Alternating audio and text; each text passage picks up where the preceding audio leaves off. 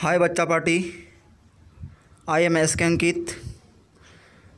आज हम लोग बात करेंगे इलेक्ट्रोस्टैटिक्स से रिलेटेड ऑब्जेक्टिव प्रश्न का। जो ऑब्जेक्टिव प्रश्न आपके बिहार बोर्ड के लिए बोर्ड एग्ज़ाम में काफ़ी हेल्पफुल होने वाला है। हाँ बच्चों, 12th का पहला चैप्टर इलेक्ट्रोस्टैटिक्स का आज हम लोग बात कर रहे हैं, वस्तुनिष्ठ प्रश्न का, जो काफ़ी हेल्पफुल होगा आपके बोर्ड एग्ज़ाम के लिए। तो चलते हैं हम प्रश्न पे। पहला प्रश्न क्या है?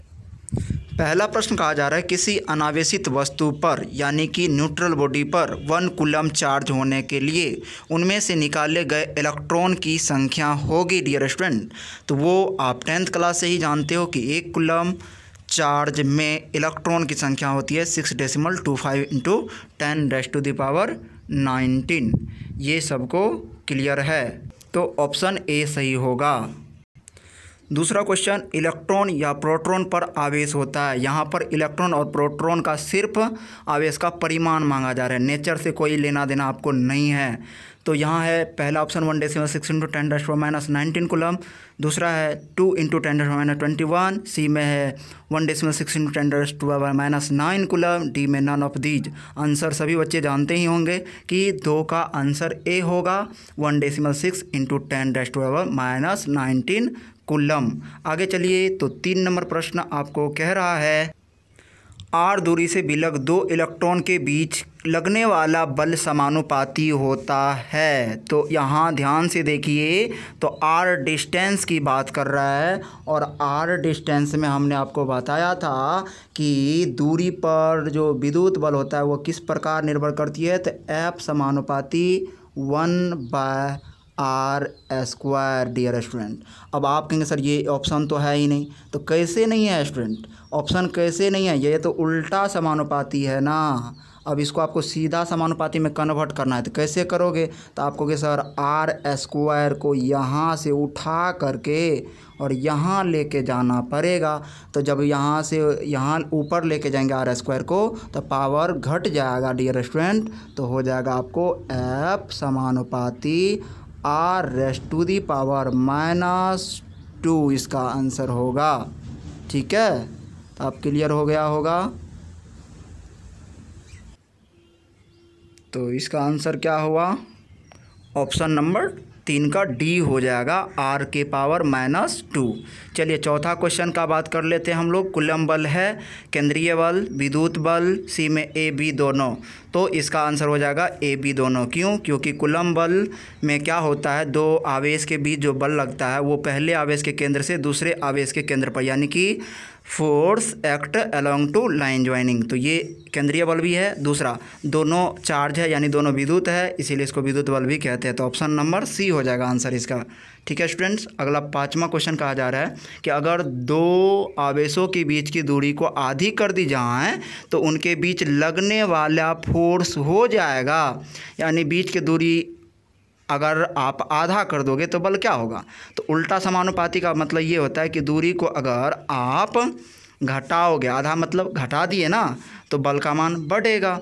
तो आधा करोगे तो आधा का पहले क्या करोगे? आप पढ़े हो कि बीच की दूरी के वर्ग का व्युत्क्रमानुपाती होता है। जी स्टूडेंट, आप अध्ययन किए हैं कूलम बल बीच के दूरी पर कैसे निर्भर करता है। तो एफ समानुपाती 1/r², यानी बीच के दूरी के वर्ग का व्युत्क्रमानुपाती। तो पहले बीच का दूरी को कितना किया है? आधा किया है, तो आधा का वर्ग करिए। तो आधा का जैसे ही वर्ग करेंगे, आधा का वर्ग करेंगे तो 1/2 का वर्ग करो, तो 1/2 का वर्ग करोगे तो क्या हो जाएगा? 1/4। और आगे क्या पढ़े हैं आप इनका उल्टा समानुपाती, तो इसका उल्टा करिए, तो उल्टा करेंगे तो कितना हो जाएगा? 4। तो 4 हो गया। तो इस ट्रिक से आप कितना मार देंगे एग्जाम में? 4 गुना आंसर। डी नंबर ऑप्शन इसका क्या हो जाएगा? सही हो जाएगा। आगे हम लोग बात कर लेते हैं, आगे क्या कहा जा रहा है। एक स्टेट कूलम बराबर कितना होता है डियर स्टूडेंट? तो एक स्टेट कूलम बराबर कितना होता है? तो सबसे पहले तो आपको ये पढ़ना होगा इनको याद रखना कि 1 कूलम बराबर ना 3 × 10⁹ होता है। ये आपको याद करना है कि 1 कूलम इक्वल टू कितना होता है 3 × 10⁹। तो बताओ कि 1 कूलम बराबर 3 × 10⁹ ESU होता है। ESU को ही कहते हैं स्टेट कूलम। तो स्टेट कूलम यहाँ 1 कह दिया तो 1 बराबर कितना हो जाएगा, तो 1 स्टेट कूलम बराबर कितना हो जाएगा डियर स्टूडेंट, तो 1 स्टेट कूलम बराबर 1/3 × 10⁻⁹ क्या हो जाएगा 10⁻⁹, क्योंकि यहाँ आपको जो है कौन सी में है प्लस में 9, इधर लेके जाएंगे तो माइनस में 9, तो इसका आंसर डी नंबर हो जाएगा। और इसको ही कैलकुलेट करेंगे तो इसी को हम लिख सकते हैं 3 × 10⁻⁻, कितना, इसको 10 लिख सकते हैं डियर स्टूडेंट। तो ये भी आप करके देख लो, आपको आंसर इतना आएगा, कन्फर्म इतना आंसर आ जाता है। ठीक है स्टूडेंट्स, आगे हम लोग बढ़ते हैं। 8 नंबर क्वेश्चन कहा जा रहा है कि 1 कूलम वह आवेश है जो शून्य में 1 मीटर की दूरी पर स्थित समान आवेश पर बल लगाता है। अच्छा सा क्वेश्चन है, इनको एक बार सीख लीजिए। देखो है क्या, यहाँ भी 1 कूलम का चार्ज है, यहाँ भी 1 कूलम का चार्ज है डियर स्टूडेंट, और इनके बीच सेपरेशन जो है ना वो एक दूसरे से डिस्टेंस कितना पे रखा है 1 मीटर के डिस्टेंस पे रखा है, वो भी कहाँ पे, निर्वात, शून्य मतलब होता है निर्वात में रखा है। तो निर्वात में जब रखा है तो F बराबर फार्मूला क्या होता है, तो आप लोग F बराबर पढ़े होंगे। F बराबर क्या होता है, F equal to KQ1 × Q2 upon R²। यहाँ पे पुट कर दो क्योंकि F का ही वैल्यू पूछा जा रहा है। तो K का वैल्यू होता है 9 × 10⁹ मल्टीपल कर दो Q1 और Q2 दोनों का मान 1 कूलम है, तो 1 × 1 1 ही होगा, मात्रक से कोई लेना देना अभी नहीं करिए। और R का वैल्यू 1 का स्क्वायर 1 ही होता है, तो ये कैंसिल हो गया डियर स्टूडेंट। तो बचा कितना आंसर 9 × 10⁻⁹, तो इसका आंसर हो जाएगा 9 × 10⁻⁹। ऑप्शन आपको दिख रहा होगा, सी में सही है। नेक्स्ट प्रॉब्लम्स की हम लोग बात कर लेते हैं डियर स्टूडेंट। नेक्स्ट क्या कहा जा रहा है कि एक सरल रेखा पर बराबर दूरी पर स्थित 3 बिंदुओं पर क्रमशः +3Q +Q और Q आवेश रखे जाते हैं। यदि +Q पर कुल परिणामी बल 0 हो तो मान होगा। यहाँ पे एक चीज़ छूट गया स्टूडेंट्स, ये आपको याद करना है। यहाँ पे क्या छूट गया है, तो यहाँ पे होता 0 हो तो कैपिटल Q, यहाँ क्या होता कैपिटल Q। ठीक है स्टूडेंट्स, कैपिटल Q पर मांगा जा रहा है मान, यहाँ याद रखना है कैपिटल Q पर वैल्यू मांगा जा रहा है। तो देखो ध्यान से, तो हमें एक सरल रेखा खींच दिए। अब इस सरल रेखा पर क्या कहता है समान दूरी पर, तो समान डिस्टेंस कर दिए। और यहाँ पर +3Q चार्ज है स्टूडेंट्स, यहाँ पर +Q है मिडिल में, और यहाँ कैपिटल Q है। यहीं पे आपको फोर्स मांगा जा रहा है जो क्वेश्चन में छूट गया है। ठीक है, 0 हो तो कैपिटल Q का मान ज्ञात करें। यहाँ पर क्या चार्ज रखेंगे कि यहाँ पर जो फोर्स का वैल्यू है वो 0 आ जाएगा। तो एक बात ध्यान से सुनिएगा कि ये +3Q वाला जो है चार्ज, ये फोर्स किधर लगाता होगा Q पे, तो आप कहेंगे सर इस डायरेक्शन में। ठीक है, तो यहाँ पर कितना रखे कि इसमें अगर इधर कोई फोर्स काम कर रहा है तो उतना ही परिमाण का इधर भी फोर्स काम करेगा, तब ना ये एक दूसरे को कट कर देगा। तो ये फोर्स अगर इधर 3Q से लग रहा है तो इधर भी +3Q रखेंगे, तब ना जाके फोर्स एक इधर की ओर लगेगा और दोनों कट हो जाएगा। तो आंसर क्या होगा, कैपिटल Q की जगह क्या रखेंगे आप +3Q रखना होगा। ये आपको याद रखना है कि सर अगर यहाँ +3Q है और यहाँ पर फोर्स का मान कहा जा रहा है कि क्या है 0 है, इसका मतलब यहाँ पे समान परिमाण का चार्ज है, यानी +3Q आंसर यहाँ पे सत्य हो जाएगा। क्या हो जाएगा +3Q, ऑप्शन नंबर ए सही होगा। 10 नंबर क्वेश्चन में कहा जा रहा है किसी माध्यम का आपेक्षिक परावर्तन यानी कि रिलेटिव परमिटिविटी ε r बराबर होता है। तो ये सूत्र होता है डियर स्टूडेंट, आपको याद रखना है कि एप्सिलॉन बराबर आप पढ़े होंगे आप अपने गुरुओं से कि देखो एप्सिलॉन बराबर सूत्र होता है ε0 मल्टीपल ε r, ये सूत्र होता है। तो यहाँ से ε r पूछा गया है, तो ε r बराबर क्या हो जाएगा, तो आप कहेंगे ε/ε0। तो आंसर आपको दिख रहा होगा, वो आंसर ए होगा ऑप्शन। आगे ये 11 में कहा जा रहा है आपको कि ε0 का मात्रक होता है। तो ये बच्चों आपको याद रखना है Fm/मीटर इनवर्स इसका मात्रक होता है, Fm/मीटर। Farad upon metre square value हो गया। चलिए तो ये आपका क्लियर हो गया होगा। चलो तो ये आंसर हो गया, ये आपको याद रखना है। फिर भी हम बता देते हैं कि फैराड अपॉन मीटर किसका मात्रक होता है डियर स्टूडेंट, एप्सिलॉन नॉट का होता है। इसको भूलना नहीं है, ये बार बार पूछी जाती है, बिहार बोर्ड के बच्चे ध्यान दीजिएगा। अब आगे आके हम लोग बात करते हैं 12 नंबर क्वेश्चन क्या आ जा रहा है कि मुक्त आकाश। मुक्त आकाश मतलब फ्री स्पेस की पूछा जा रहा है परमिटिविटी, डाइलेक्ट्रिक कांस्टेंट कितना होता है। तो फ्री स्पेस का डाइलेक्ट्रिक कांस्टेंट आप लोग को याद होगा कि 8.85 × 10⁻12 फैराड अपॉन मीटर होता है सर। आगे कहा जा रहा है 13 नंबर क्वेश्चन कि किसी अचालक, अचालक मतलब जिससे करंट पास नहीं होता, पदार्थ के गोले को आवेश देने पर वह वितरित होता है। तो बच्चों अचालक पर चार्ज कहीं भी वितरित नहीं होता है, आप जहाँ दोगे ना वहीं रुक जाएगा। यानी यहाँ ऑप्शन है सतह पर, ये तो गलत है। सतह के अलावा अंदर कहीं भी नहीं फैलता है। हमने बताया था कि कुचालक को अगर चार्ज दोगे तो वो कहीं भी नहीं फैल सकता, इनमें से कोई नहीं। ठीक है स्टूडेंट्स, ये भी क्लियर हो गया। नेक्स्ट क्वेश्चन क्या कहा जा रहा है, तो नेक्स्ट क्वेश्चन कहा जा रहा है कि परावैद्युतता का SI मात्रक होता है। तो परावैद्युतता का SI मात्रक हम आपको बना के दिखा देते हैं। देखो 1/4 पाई एप्सिलॉन नॉट का मात्रक आप क्या याद किए हो, तो newton metre square upon coulomb square, ये याद की हो। तो अगर एप्सिलॉन नॉट का पूछा जा रहा है यानी कि 1/4 पाई एप्सिलॉन नॉट है, तो ये तो कांस्टेंट टर्म है। तो कांस्टेंट टर्म को हम लोग हटा देते हैं डियर स्टूडेंट। तो कांस्टेंट टर्म को हटा दिए तो 1/एप्सिलॉन नॉट उलट जाएगा, तो मात्रक भी ना उल्टा देंगे। मैंने क्या बोला कि 1/एप्सिलॉन नॉट को उल्टा दिए, क्योंकि हमको एप्सिलॉन नॉट का पूछा जा रहा है।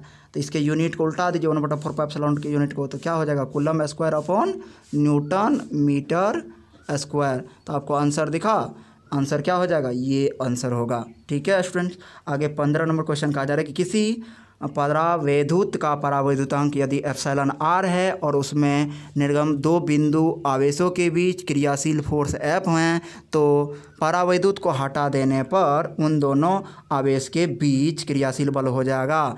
थोड़ा ध्यान दीजिएगा, ये क्वेश्चन बहुत ही इम्पोर्टेंट है। देखो स्टूडेंट क्या कहा गया कि यहाँ पे भी कुछ चार्ज है, मान लो यहाँ Q1 है और यहाँ पे Q2 चार्ज है। ठीक है स्टूडेंट, और इनके बीच की दूरी ना जो भी हो कुछ दूरी पर रखा है। लेकिन पहले हम लोग जो बात करते इसके बीच में मीडियम रख दिया, मीडियम का एप्सिलॉन R दे दिया परमिटिविटी। अब कहा जा रहा है कि जिस एप्सिलॉन R था, ठीक है, एप्सिलॉन R था, तो बल कितना लगता था दोनों के बीच, चार्ज के बीच F बल लगता था। अब एप्सिलॉन R को हमने क्या किया, हटा दिया, तो बल क्या होगा। तो एक बात बताइए, आपको हमने एक चीज़ पढ़ाया था कि बल, विद्युत बल 3 बात पे डिपेंड करता है। एक, दोनों चार्ज के परिमाण पर, दोनों चार्ज के परिमाण पर। आगे दोनों चार्ज के परिमाण पे भी डिपेंड करता है, Q1 और Q2 पर इस प्रकार। और एक और बताए थे F समानुपाती 1/r² पर। एक और चीज़ होता है, बल जो होता है ना, दोनों चार्ज का बल एक दूसरे, वो बीच के मीडियम पे, मीडियम का एप्सिलॉन R पे। तो देखो सीधा समानुपाती है ना, इसका मतलब है कि एप्सिलॉन R को जब आप डालोगे तो बल का मान एप्सिलॉन R डालोगे तो बल, सॉरी, उल्टा समानुपाती होता है डियर स्टूडेंट। F किसका, एप्सिलॉन R का उल्टा समानुपाती होता है। तो जब ये इसमें हटा लोगे ना तो इतना गुना क्या हो जाएगा, बढ़ जाएगा फोर्स का मान। यानी कि अगर एप्सिलॉन R था तो F बल लग रहा था, और एप्सिलॉन R को आपने हटा लिया तो क्या हो जाएगा, एप्सिलॉन R से इसमें गुना हो जाएगा, इतना गुना फोर्स का मान बढ़ जाएगा। क्योंकि एप्सिलॉन R पहले तो विरोध करता होगा, ठीक है, अब उतना गुना बढ़ जाएगा। तो आंसर क्या हो जाएगा इसका आंसर B नंबर हो जाएगा। नहीं समझे स्टूडेंट, फिर देखिए 2 चार्ज है ना, इनके बीच जो है ना एप्सिलॉन R है, ये Q1 हो गया, ये Q2। एप्सिलॉन R जब रहता है तो बोला गया कि फोर्स F लगता है, ठीक है। अब एप्सिलॉन R हटा लिए, तो एप्सिलॉन R जब हटा लीजिएगा तो आपको याद रखना है कि एप्सिलॉन R जब हट जाएगा तो बल में एप्सिलॉन R से गुना कर देना, और जब एप्सिलॉन R यहाँ पे डाल देंगे तो पुनः एप्सिलॉन R से भाग दे देना, तो कट जाएगा, फिर F ही आंसर आ जाएंगे ना। तो आज के बाद ये कॉन्सेप्ट याद रखना ऐसे प्रश्न के लिए कि एप्सिलॉन R है तब बल F है, ठीक है, कोई बात नहीं। एप्सिलॉन R को हटा लिए तो F से उसमें F में एप्सिलॉन R से गुना कर दीजिएगा, और एप्सिलॉन R कहेगा कि हम पुनः डाल दिए हैं एप्सिलॉन आर उसमें डाल दिया तो एप्सिलॉन आर से भाग दे दीजिएगा, एप्सिलॉन आर कहेगा हटा लिए हैं तो गुना कर दीजिएगा। क्लियर हो गया। आगे आते हम लोग बात करते हैं 16 नंबर क्वेश्चन का। एक अस्थिर विद्युत आवेश उत्पन्न करता है तो रुका हुआ आवेश क्या उत्पन्न करता है? सभी बच्चों को पता है कि सर केवल विद्युत क्षेत्र उत्पन्न करता है, लेकिन वही समरूप चाल से यानी यूनिफॉर्म वेलोसिटी से अगर चार्ज चलेगी तो ई वेक्टर भी उत्पन्न करेगी और बी वेक्टर भी उत्पन्न करेगी। इसको ट्रिकली कैसे याद करना है? तो रुकी हुई अवस्था में इलेक्ट्रिक फील्ड तो उत्पन्न करवे करेगा और चल दिया आवेश क्या कर दिया? चौ से चल दिया, चौ से चुंबकीय क्षेत्र उत्पन्न करेगा, जिसको बी से सूचित करते हैं, बी वेक्टर से, इलेक्ट्रिक फील्ड को ई वेक्टर से। ठीक है स्टूडेंट, ये आपका क्लियर हो गया होगा। अब हम लोग बात करते हैं 17 नंबर क्वेश्चन का। तो कहा जा रहा है कि अस्थिर विद्युत क्षेत्र होता है तो बच्चों जैसे कि आवेश संरक्षित होता है ना, उसी प्रकार अस्थिर विद्युत क्षेत्र भी संरक्षित होता है। ये इसमें तो आपको डाउट नहीं होनी चाहिए। 18 नंबर में क्या कहा जा रहा है कि किसी बिंदु आवेश Q से R दूरी पर विद्युत क्षेत्र की तीव्रता का परिमाण यानी रिजल्ट होगा। तो हमने तो रिजल्ट आपको बताया था, क्या होता है फार्मूला डियर स्टूडेंट? तो पोटेंशियल इलेक्ट्रिक फील्ड का फार्मूला हमने बताया था बिंदु आवेश के कारण आर दूरी पर KQ/R², ये हमने। तो आप ये खोजो कहाँ पे मिलता है? तो ये आपको कहाँ, ऑप्शन नंबर बी में मिल रहा है। के का वैल्यू भी दे दिया 1/4πε0 इंटू Q/R²। नेक्स्ट क्वेश्चन कहा जा रहा है इनमें से कौन विद्युत क्षेत्र के तीव्रता का मात्रक है? तो विद्युत क्षेत्र के तीव्रता ई वेक्टर का जो है ना मात्रक हम क्या को बताए थे आपको दो मात्रक बताए थे। एक तो बताए थे F/Q फार्मूला पर क्या होता है, तो ये एक बताए थे N/कूलम। इस सूत्र से क्या होगा? N/कूलम हो जाएगा। ठीक है स्टूडेंट्स। और एक सूत्र बताए थे आपको E बराबर पोटेंशियल ग्रेडियंट में माइनस dV/dx। इस पर एक फार्मूला आपको, इस फार्मूला पे क्या होता है? वोल्ट/मीटर। तो दो सूत्र होता है, तो इसमें से कौन सा सूत्र मिल रहा है? तो इसमें से सूत्र आपको मिल रहा है ये N/कूलम को ही लिख दिया है, N/कूलम इन्वर्स। इसको यहाँ से यहाँ ले जाओगे तो कूलम इन्वर्स हो जाएगा ना, तो आंसर क्या हो जाएगा? D number. 20 नंबर क्वेश्चन, यदि समरूप विद्युत क्षेत्र x अक्ष की दिशा में हो तो समविभवी तल यानी इक्विपोटेंशियल सरफेस किधर होगा बच्चों? तो आपको याद रखना है कि अगर x अक्ष में इलेक्ट्रिक फील्ड है, इलेक्ट्रिक फील्ड किस अक्ष में है? x में, तो आंसर क्या हो जाएगा? YZ student. और अगर y में कह देगा ना, किस में कह देगा? y में, तो कहना ZX। ठीक है, तो इसका आंसर क्या हो जाएगा? आंसर होगा YZ एक्सिस। ये याद कर लीजिए कि x अक्ष में अगर इलेक्ट्रिक फील्ड है तो इक्विपोटेंशियल सरफेस YZ, और y में अगर इलेक्ट्रिक फील्ड की डायरेक्शन है तो ZX में इसका समविभवी तल। फाउंडेशन क्लास में हमने इनको डील्स में आपके कॉपी में बताया, आप कॉपी में देखो तो आपको सब कुछ बढ़िया से समझ में आएगा कि क्या बात है, क्या राज है। ठीक है, आगे हम लोग बात करें तो 21 नंबर क्वेश्चन कहा जा रहा है किसी दी गई दूरी पर स्थित दो इलेक्ट्रॉन के बीच क्रियाशील गुरुत्वाकर्षण बल एवं विद्युत बल क्रमशः Fg तथा Fe हों तो Fg/Fe नहीं दिख रहा है बच्चों, ये होगा Fg/Fe। ये कहता है इसका अनुपात क्या होगा, यानी गुरुत्वाकर्षण बल बटा इलेक्ट्रोस्टैटिक फोर्स ना, gravitational force upon electrostatic force का रेशियो कहा जा रहा है। तो हमने आपको ट्रिक बताया था कि संसार में 3 फोर्स होते हैं बच्चों जिस पे संसार चल रही है। तो एक बताया था न्यूक्लियर फोर्स, एक ग्रेविटेशनल फोर्स, एक इलेक्ट्रोस्टैटिक फोर्स। ठीक है, इसमें सबसे ताकतवर बल का नाम है न्यूक्लियर, उसके बाद स्थान आता है इलेक्ट्रोस्टैटिक फोर्स, उसके बाद आता है ग्रेविटेशनल यानी सबसे छोटा ग्रेविटेशनल। तो यहाँ ध्यान से देखो तो छोटा वाला फोर्स में बड़ा वाला से भाग दिया जा रहा है। तो यहाँ से तो आप कन्फर्म हो गए होंगे कि आंसर -a में होगा, पावर -a में। तो देखो पावर कहाँ पे, वैसे भी आपने पकड़ लिया कि 10⁻⁻42 ही आंसर होगा। तो अगर यहीं पे Fe/Fg पूछ दी जाए तब क्या होगा डियर स्टूडेंट्स आंसर? तो 10⁻+42 आंसर हो जाएगा।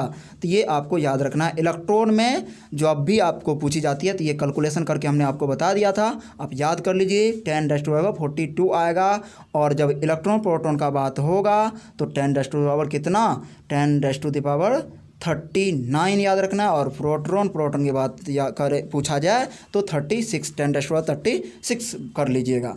अब हम अगला क्वेश्चन का बात करते हैं। 22 में कहा जा रहा है किसी घिरे हुए बंद पृष्ठ पर विद्युत फ्लक्स के भीतर स्थित आवेश का क्या होता है। तो गौस साहब क्या बताए थे कि किसी बंद सतह के अंदर अगर चार्ज कुछ है, नेट चार्ज का किसी बंद सतह के अंदर प्रेजेंट चार्ज का जो है ना गॉस थ्योरम गॉस में बताया था कि किसी भी क्लोज सरफेस के अंदर जो चार्ज होता है ना वो 1/ε0 का क्या होता है, पूर्ण गुणज के रूप में होता है, जिसे विद्युत फ्लक्स कहते हैं। डियर स्टूडेंट, विद्युत फ्लक्स कहते हैं। तो आंसर क्या हो जाएगा 1/ε0 गुना।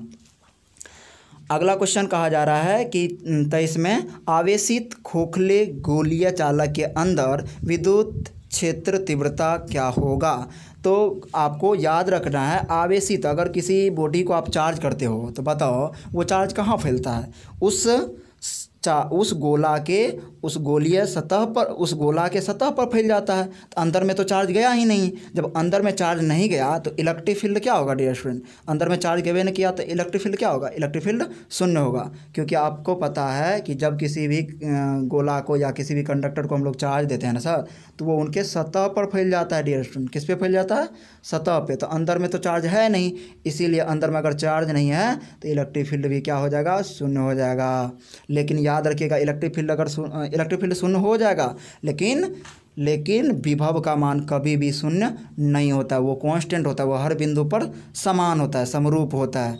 ठीक है स्टूडेंट्स, ये आपका क्लियर हो गया होगा। अब हम बात कर 24 में क्या कहा जा रहा है स्टूडेंट्स। तो 24 में आपको कहा जा रहा है किसी आवेशित चालक के सतह बिंदु पर विद्युत क्षेत्र का मान, सतह बिंदु पर विद्युत क्षेत्र का वैल्यू पूछा जा रहा है।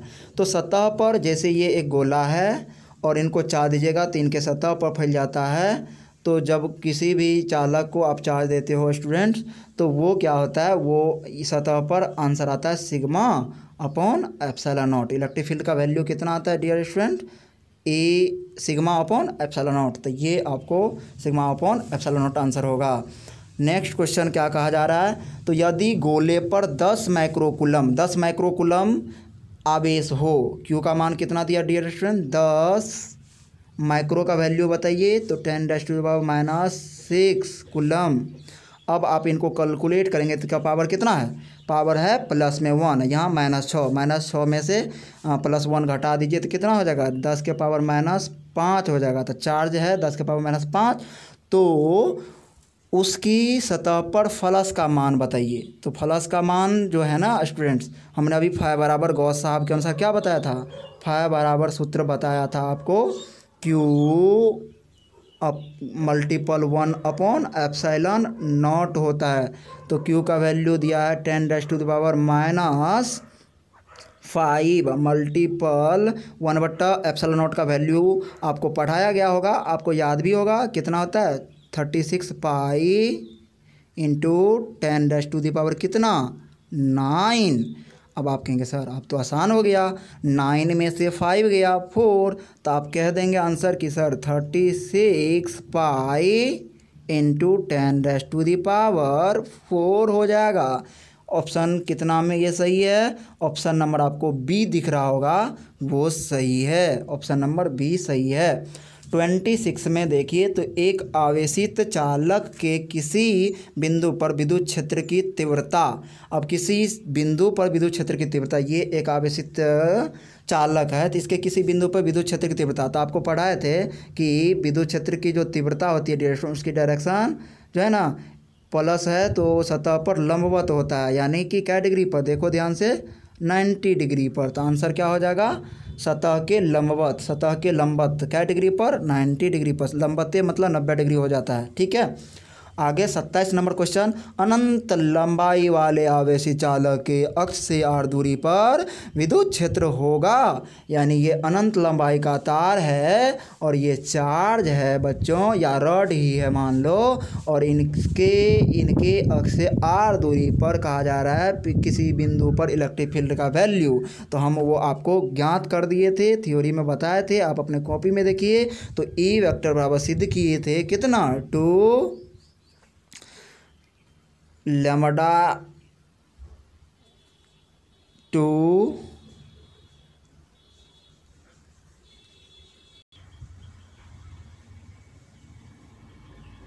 क्या बताए थे, ई बराबर 2k लैम्डा अपॉन आर। तो आप कहेंगे सर यहाँ आंसर तो है ही नहीं, आप सिद्ध करके दिए थे कि अनंत लंबाई के तार के कारण आर दूरी पर इलेक्ट्रिक फील्ड इंटेंसिटी का value 2k lambda upon r होता है। यहाँ ऑप्शन कहाँ है? तो एक चीज़ बताओ, ऑप्शन नहीं है, कैसे नहीं है? यहाँ तुम पुट करो 2, के का वैल्यू पुट नहीं करोगे, के का वैल्यू पुट करोगे तो क्या होगा 1 अपॉन, तो 1 से कोई यहाँ फर्क नहीं पड़ेगा, 1 से गुना करोगे 2 के तो 2 है, 4 पाई एप्सिलॉन नॉट, यहाँ लैम्डा अपॉन यहाँ आर है। अब देखो तो काटो तो 2 2 जा 4, तो क्या देखा आपने, 2 pi epsilon naught into r आया, क्या आया, lambda upon 2 pi epsilon naught into r. देखो तो ऑप्शन नंबर कौन, बी सही नहीं है, बी नंबर में सही है। तो ये answer lambda upon 2 pi epsilon naught into r हो जाएगा। 28 नंबर क्वेश्चन देखो ध्यान से, चालक पदार्थ से बने असीमित आवेशित पतली चादर की सतह के निकट स्थित किसी बिंदु पर विद्युत क्षेत्र का मान होती है।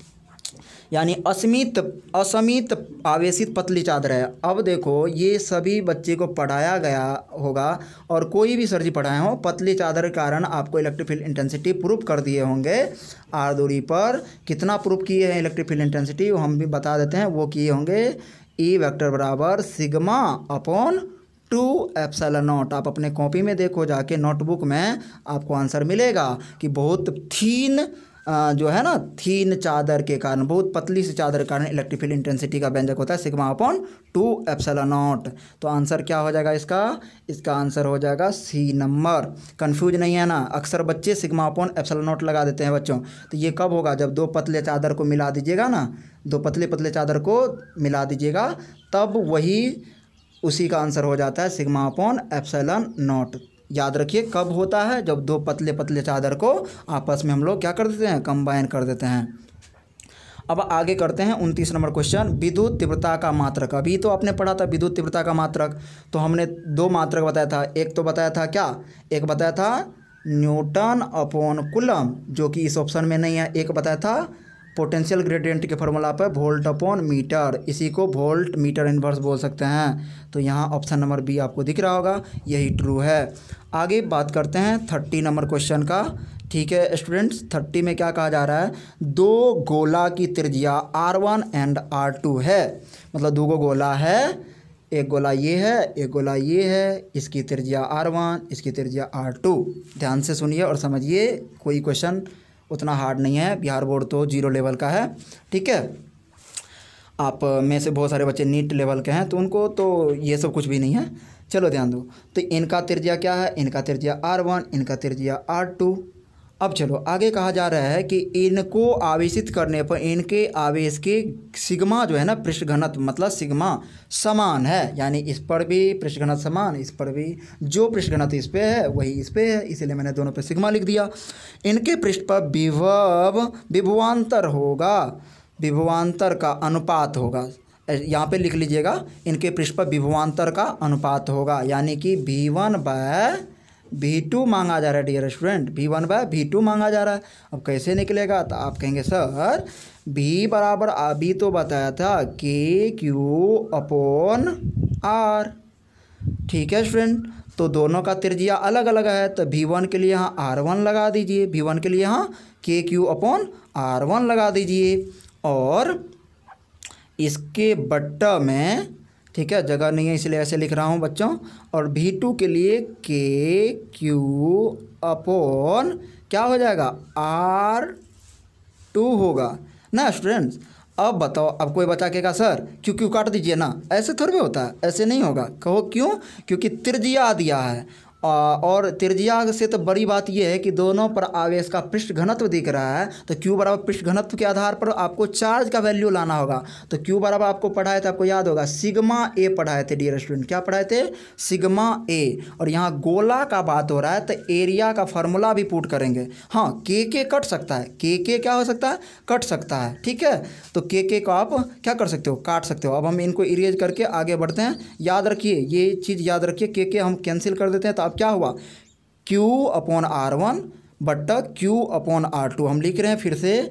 देखो स्टूडेंट, V1/V2 इक्वल टू क्या, क्यू का फॉर्मूला सिग्मा A1 कर देते हैं, नहीं है स्टूडेंट्स, अपॉन क्या R1 बाय सिग्मा क्या कर देते हैं, क्यू का वैल्यू बताइए A2 कर देंगे, अपॉन क्या करेंगे R2। अब R जो आया तो एरिया का वैल्यू रखना ही होगा। अब देखो सिग्मा समान है, सिग्मा को कैंसिल कर दो, ठीक है। अब क्या हुआ, अब ध्यान से सुनिए, अब इसको काटेंगे, ये उलट के गुना होगा तो उल्टा गुना कर दो, तो यहाँ क्या हो जाएगा R2 अपॉन क्या हो जाएगा डियर स्टूडेंट A2 एरिया 2। अब देखो अब क्या हो गया A1 R2 बाय A2 और क्या R1, समझ गए। तो हम इनको अब यहाँ पे पुट कर लेते हैं, फिर से इरेज कर देते हैं डियर स्टूडेंट। आपको यहाँ ध्यान से दीजिए, V1 bye V2 equal to क्या हुआ, यहाँ R1 नहीं था R2।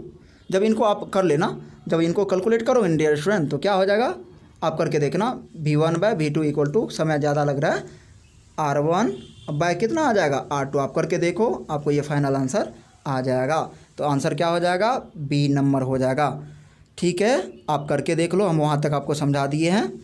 नेक्स्ट क्वेश्चन क्या कहा जा रहा है स्टूडेंट्स, नेक्स्ट कहा जा रहा है कि E इक्वल टू 0 यानी इलेक्ट्रिक फील्ड शून्य है वाले क्षेत्र में विभव V का दूरी R के साथ निर्भर होगा, विचरण मतलब निर्भर होगा। कहता है क्या, जो इलेक्ट्रिक फील्ड शून्य है तो V R पर निर्भर करेगा। याद रखिएगा बच्चों, यहाँ बहुत ही कॉन्सेप्चुअल क्वेश्चन है ये। यहाँ आपको एक ही चीज़ याद रखना है, जब इलेक्ट्रिक फील्ड शून्य हो जाएगा, इलेक्ट्रिक फील्ड क्या हो जाएगा, शून्य हो जाएगा, तब भी जो है ना भी समानुपाती 1/, जो R बताए थे, इस पर डिपेंड नहीं करता है। जब इलेक्ट्रिक फील्ड शून्य हो जाए तो भी R पर डिपेंड नहीं करता है। तो इसका आंसर है B समानुपाती R। ये गलत हो जाएगा, ये भी गलत हो जाएगा। बच्चे अक्सर ये लगा के आ जाते हैं क्योंकि उसको फार्मूला पता रहता है B बराबर KQ/R, तो बच्चे तुरंत बोलते हैं कि sir KQ is a constant, तो कांस्टेंट है तो हम ऐसे लिख सकते हैं B समानुपाती 1/R।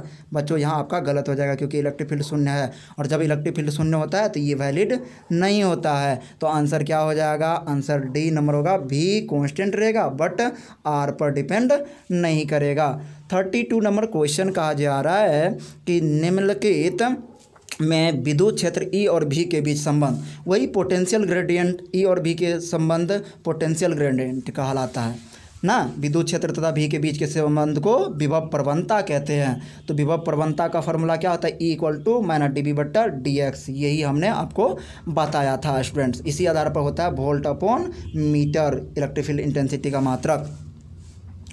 अगला क्वेश्चन आप देखिए ध्यान से, 33 नंबर में, किसी आवेशित चालक के भीतर, देखो कितना अच्छा क्वेश्चन है ये, तो हमने थोड़ा नेक्स्ट प्रॉब्लम में अभी बताया था ना, प्रीवियस प्रॉब्लम में क्या बताया था कि कोई आवेशित अगर चालक है तो उसके अंदर इलेक्ट्रिक फील्ड क्या होता है, शून्य होता है, लेकिन विभव का मान क्या होता है, समरूप होता है। विभव का मान समरूप होता है, समरूप मतलब कांस्टेंट होता है। तो आंसर क्या हो जाएगा, पहले विद्युत क्षेत्र है तो पहले शून्य होगा, तो ये गलत हो जाएगा, पहले शून्य होगा तब विभव के लिए समरूप होगा। तो ये आंसर सही हो गया स्टूडेंट्स। आगे हम लोग बात करें तो कहा जा रहा है 35 नंबर में, एक समान विद्युतीय क्षेत्र में स्वतंत्र रूप से निलंबित डायपोल की स्थित ऊर्जा का मान, यहाँ स्थितिज होगा, स्थितिज ऊर्जा का मान महत्तम होगा।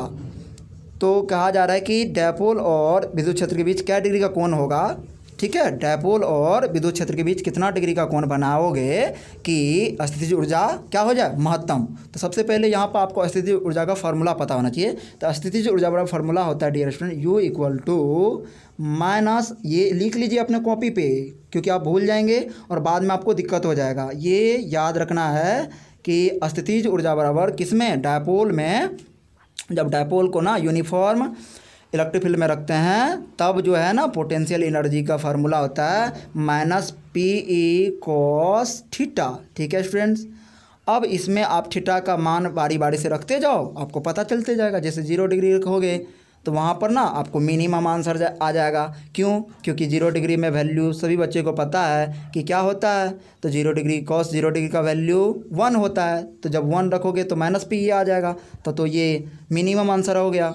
अब चलो पाई बाय टू मतलब 90 डिग्री रखोगे तो cos 90 डिग्री का वैल्यू कितना था 0, तब तो ये ऊर्जा ही 0 हो गया, तो ये भी आंसर नहीं होगा। अब चलिए पाई/4 यहाँ भी रखोगे तो ये भी नहीं आएगा आंसर, क्योंकि पी माइनस पी अपन √2 आ जाएगा, ये भी संभव नहीं है। आपको महत्तम पूछा है, महत्तम ऊर्जा का मान महत्तम, तो पाई का वैल्यू कितना होता है डियर स्टूडेंट, तो पाई का वैल्यू होता है -1 cos 180 का वैल्यू कितना होता है -1। तो आप ही बताओ u बराबर -PE cos कितना रखेंगे 180 डिग्री जब रखोगे तो 180 का वैल्यू क्या होता है, 180 का वैल्यू होता है कितना बताओ, 180 का वैल्यू -1 से जब मल्टीपल करेंगे तो क्या होगा +P। तो देखो महत्तम आंसर आया, ऊर्जा का मान महत्तम क्या डिग्री पे होगा, पाई रेडियन 180 डिग्री पे।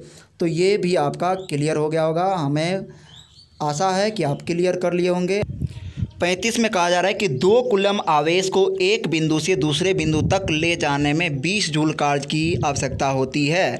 तो इन दोनों बिंदु के बीच वोल्ट में विभवांतर होगा, वोल्ट में विभवांतर मांगा जा रहा है, ठीक है। तो वोल्ट में जब विभवांतर मांगा जा रहा है तो देखो क्या क्या दिया है, देखो सबसे पहले Q का वैल्यू दिया है 2 कूलम, और क्या दिया है वर्क का वैल्यू दिया है, W का वैल्यू कितना 20 जूल।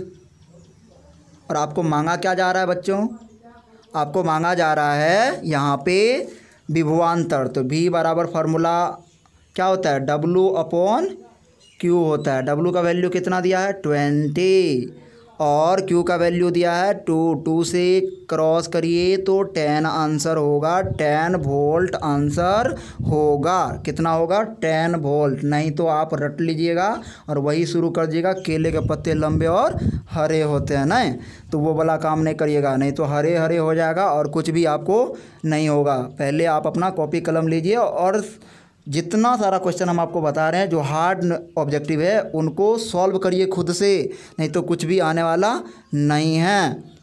चलिए 36 में कहा जा रहा है इलेक्ट्रिक फील्ड में किसी विद्युत ध्रुव को घुमाने में किया गया कार्य होता है।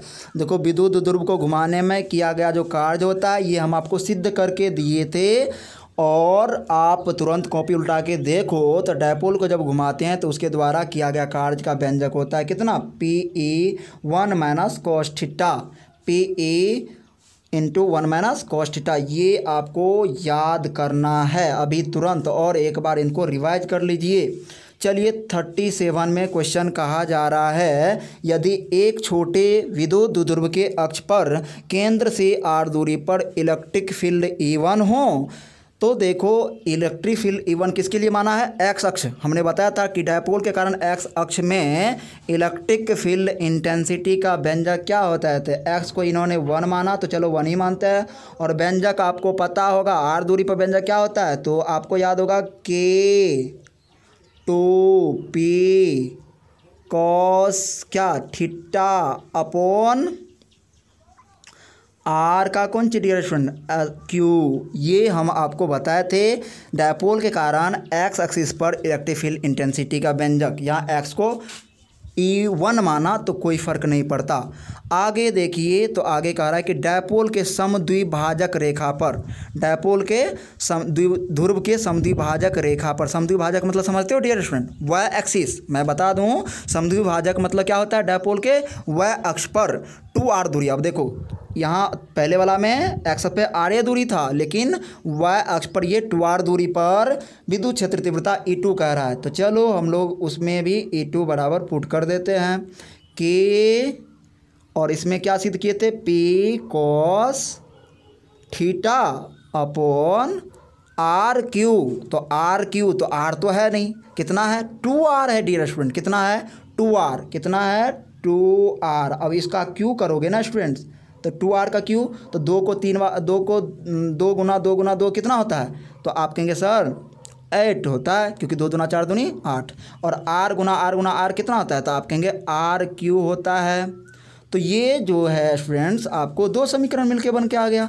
अब क्या करना है, आपको वही तो मांगा जा रहा है, आपको E2 मांगा जा रहा है, तो आप कहेंगे सर इसमें कोई टेंशन का बात कहाँ है, E1/E2 कर दीजिए, E1/E2 कर दीजिए। तो एक बात E1/E2 करोगे तो भागा दोगे, इसका मतलब तो कट जाएगा कौन कौन चीज़, के कैंसिल हो जाएगा, P और P कैंसिल हो जाएगा, cos थीटा कैंसिल हो जाएगा, आर क्यू कैंसिल हो जाएगा, तो बचेगा क्या स्टूडेंट, बचेगा 2/1/1/2, 1/8 उल्टा गुना करेंगे तो 8 दूनी 16 हो जाएगा, यानी E1/E2 बराबर कितना 16 आया। क्या आया dear student, E1/E2 equal to कितना 16।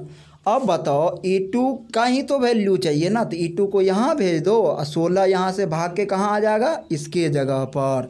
तो यानी कि E2 बराबर E1/16 क्या आया, E2 बराबर E1/16 ये आंसर आया। अब आप कहेंगे सर ऑप्शन में तो कहीं है ही नहीं प्लस में, आंसर तो माइनस में है।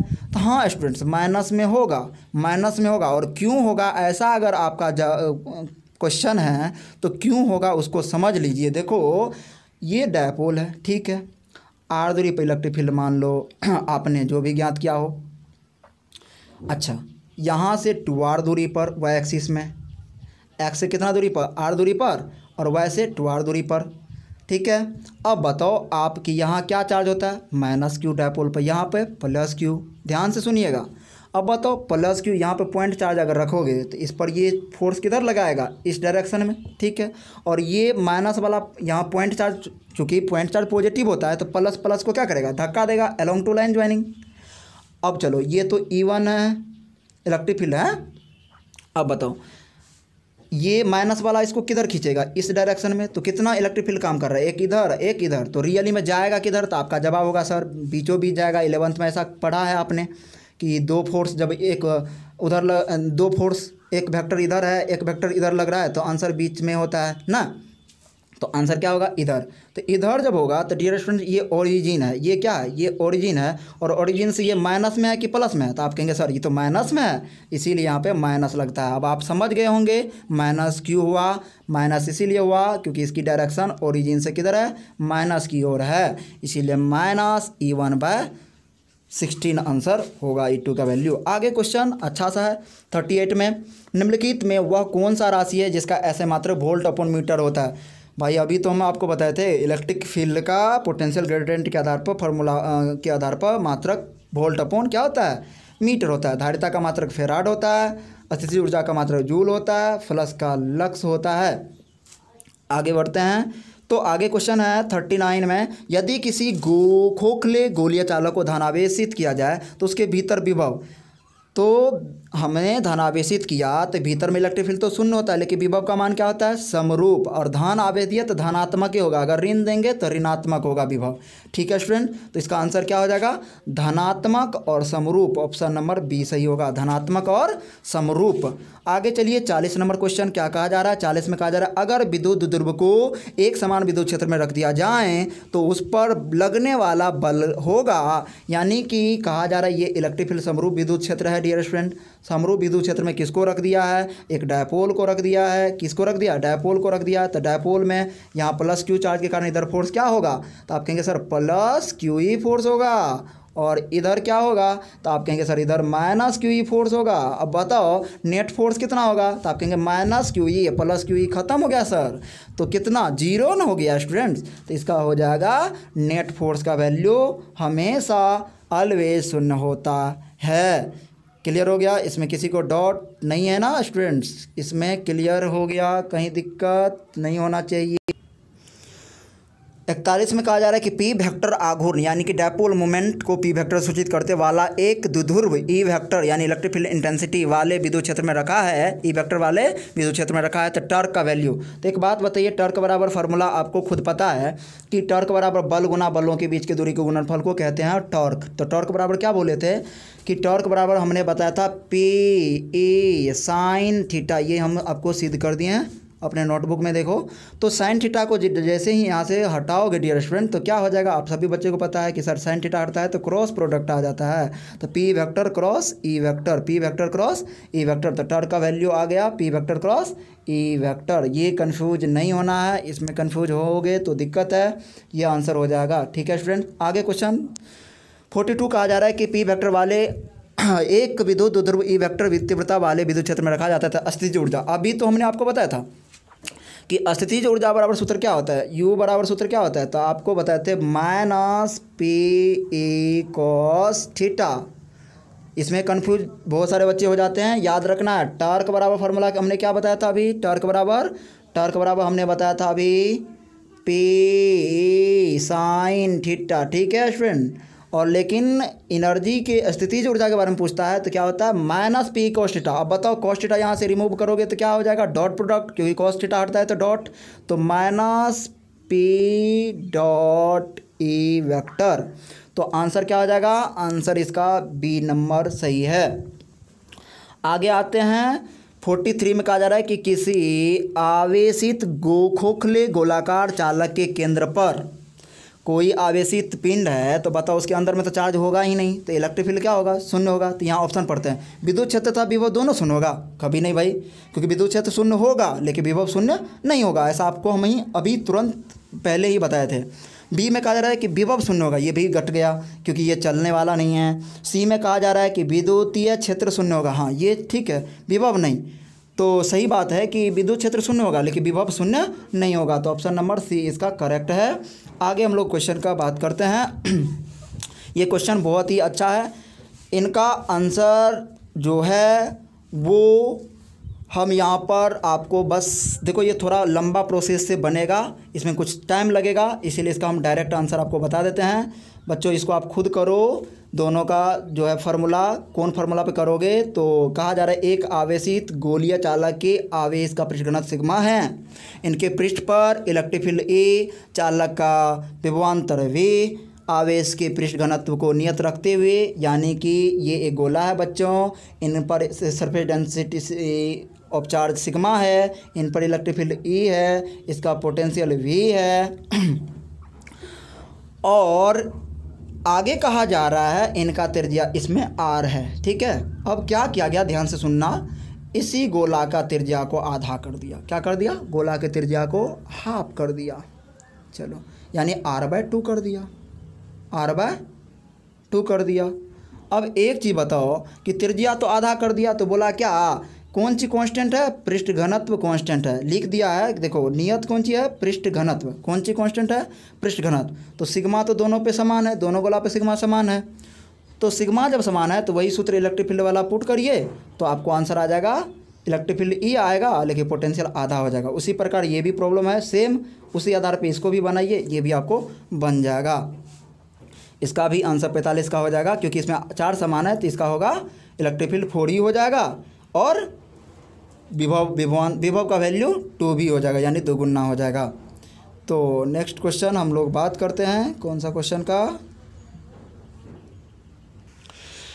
46 में कहा जा रहा है यदि दो सुचालक गोले अलग अलग आवेशित करने के बाद परस्पर जोड़ दिया जाए तो क्या होगा। अब बताओ कि दो सुचालक गोले को अलग अलग चार्ज किया गया, ये भी है गोला, ये भी है, इनको चार्ज करोगे और चार्ज करने के बाद पुनः दोनों को एक जगह करोगे ना, तो होता क्या है, चार्ज जो जहाँ से आया था वो वहीं चल जाता है, ठीक है। चार्ज सिर्फ जैसे इनको प्लस दिया, इसको माइनस दिया, इनको चार्ज कर दिए, तो फिर दोनों को एक जगह लाओगे तो चार्ज कंजर्व रहेगा, तो इसका आंसर हो जाएगा दोनों गोला पर आवेश संरक्षित रहेगी। 47 में क्वेश्चन में कहा जा रहा है कि दो प्लेट के बीच विभवांतर 10⁵ वोल्ट है, ठीक है, कितना है, 10⁵ वोल्ट है, यानी कि भी का मान दिया है आपको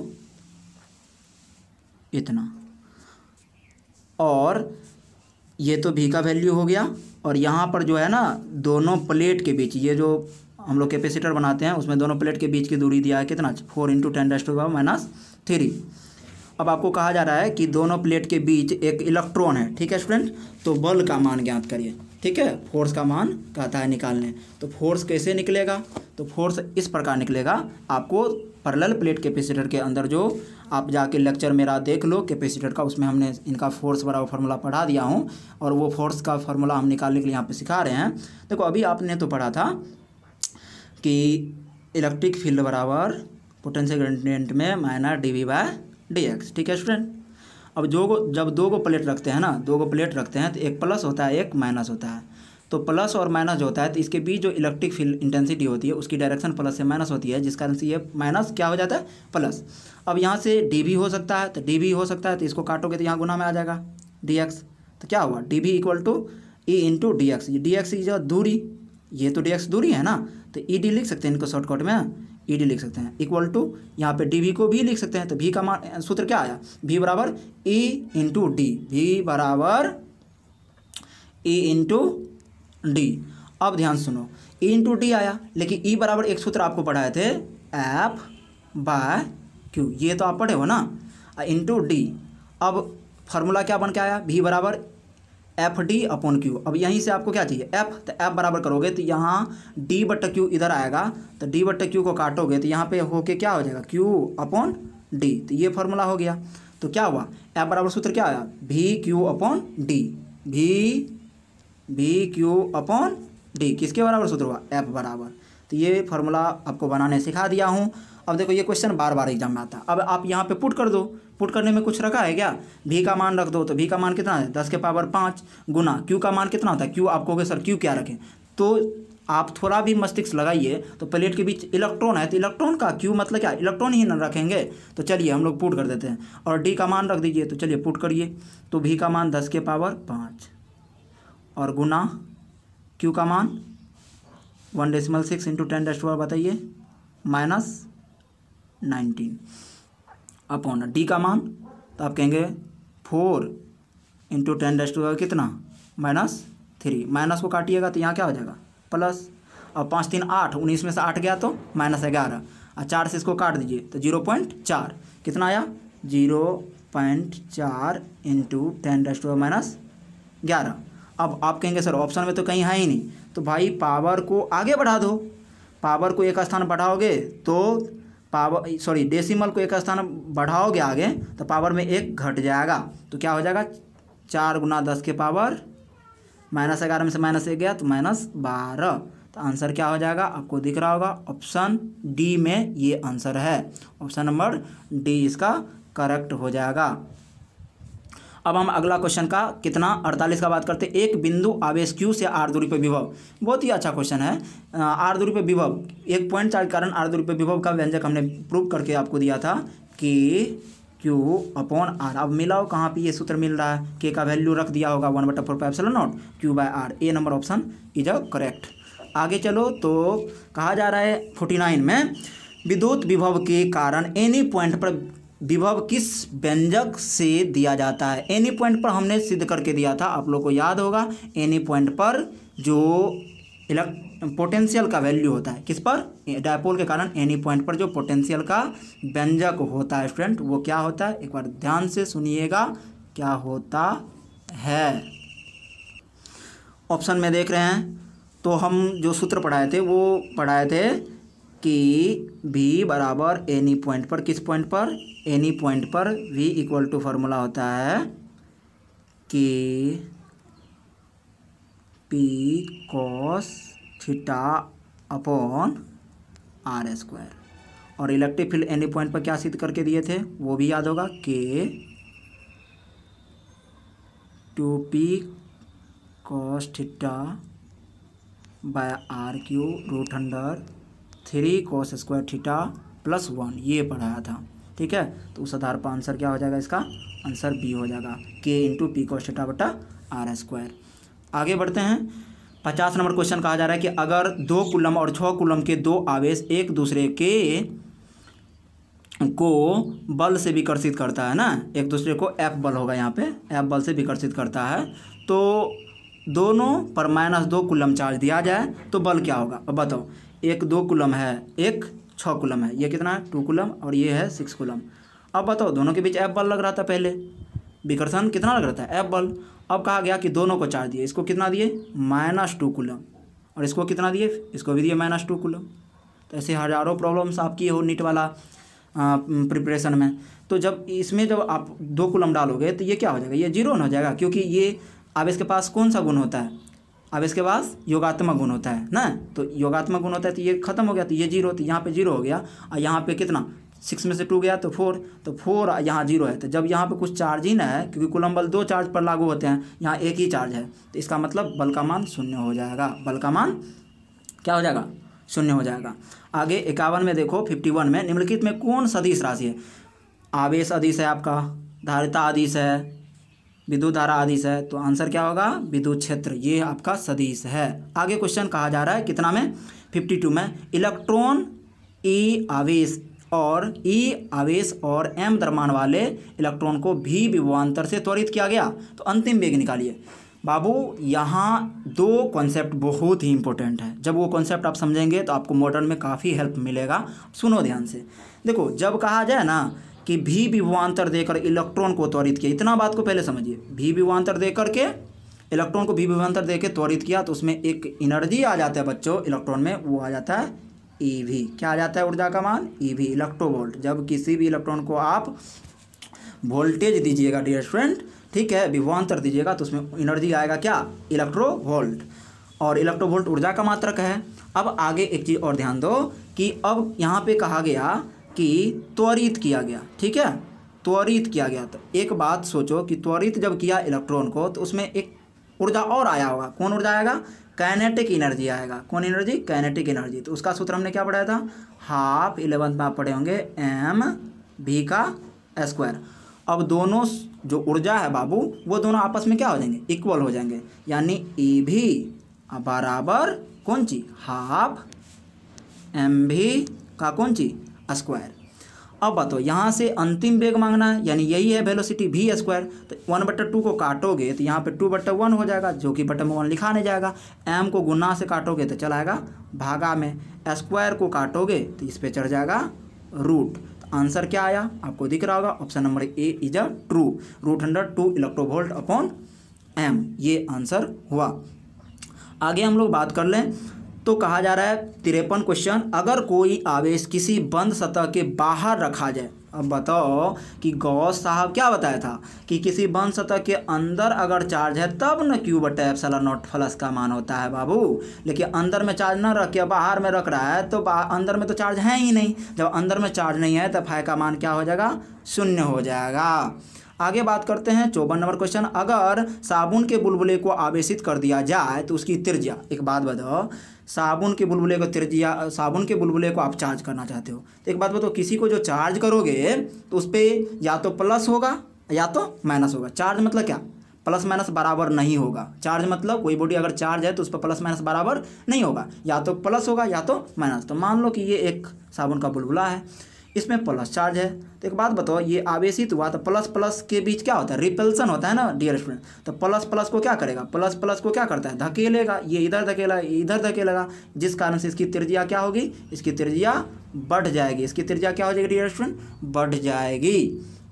तो जब त्रिज्या इसका बढ़ जाएगा तो आंसर क्या हो जाएगा? इसका बढ़ेगी। क्या होगा? बढ़ेगी। और यहाँ से एक और कॉन्सेप्ट आप समझ लीजिए, मेरा बहुत ही अच्छा कॉन्सेप्ट है कि जब कोई पिंड को आप चार्ज करते हो डियर स्टूडेंट, तो उनकी त्रिज्या क्या होती है? मान लो यहाँ r है, और जब इनको चार्ज करोगे तो इसकी त्रिज्या बढ़ जाएगी। तो मान लो 2r हो गया, त्रिज्या क्या हो गया? 2r बढ़ गया। तो जब त्रिज्या बढ़ गया तो हम पूछेंगे, बताओ फैलने की हमने बॉडी को चार्ज किया तो त्रिज्या तो बढ़ा, लेकिन फैलने की प्रवृत्ति तो आप देखिए, तो फैलने की प्रवृत्ति क्या हुआ? बढ़ गया, क्योंकि पहले इतना था और जैसे ही चार्ज किया तो इतना बड़ा हो गया। इसका मतलब ये वैसे दिखता नहीं है बच्चों, लेकिन ये आपको फील करना है, त्रिज्या बढ़ा, इसका मतलब फैलने की जो अवस्था है वो बढ़ रहा है। लेकिन सिकुड़ने की प्रवृत्ति पूछ देगा एग्जाम में कि जब किसी पिंड को चार्ज करेंगे तो सिकुड़ने की प्रवृत्ति, जब फैलने की प्रवृत्ति बढ़ रहा है तो सिकुड़ने की प्रवृत्ति घटेगा। सिकुड़ने की प्रवृत्ति घटेगा, फैलने की प्रवृत्ति क्या हो रहा है? बढ़ रहा है। तो सिकुड़ने की प्रवृत्ति क्या होगा? जब बॉडी को चार्ज करेंगे तो फैलने की प्रवृत्ति बढ़ेगा, किंतु सिकुड़ने की प्रवृत्ति घटेगा। अब हम लोग बात करते हैं यहाँ क्वेश्चन देखिए तो क्या कहा जा रहा है 55 में, एक घन के केंद्र पर Q आवेश स्थित है, उनके फलक से निर्गत विद्युत फ्लक्स। तो आपको सभी बच्चे को पता है कि गॉस साहब ने फार्मूला क्या दिया था? बंद सतह के अंदर जब चार्ज होता है तो Q/ε0 दिया था। ठीक है स्टूडेंट, यहाँ पर घन है तो घन में कितने फलक होते हैं? 6। कितने फलक? 6। इसीलिए हम लोग क्या करते हैं? Q/ε0 में 6 से भाग दे देते हैं, तो आंसर क्या हो जाता है?